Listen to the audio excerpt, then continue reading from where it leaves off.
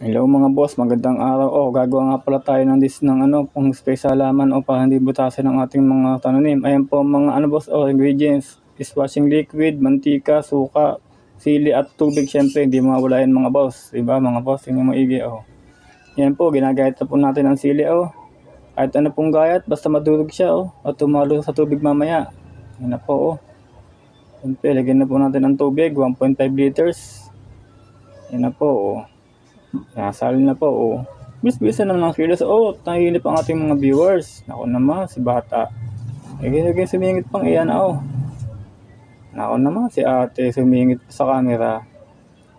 Nagayan, sino ba gayan? Nako. Bidara pang sako, katabas siguro ng damo. Ayan pa, syempre mga boss, lagyan yung suka Kahit 2 kutsarang suka lang, pwede na iyan. Basta umasim lang po yan Ayan po, sunod po natin ng mantika. Kahit 2 kutsaran din po mga boss. Yalo pa sa tubig. Pampatay insekto rin po yan. Dagdag sa ingredients natin. Ang takloban. Siyempre, hindi po mawawala ang ating dishwashing liquid. Pampabula at pampapatay din ng insekto yan. Lagay mo na, huwag ka nang mahiya. Di ka? Salamat po. Mamaya po ulit ang kasunod. Mahaba na po ang video.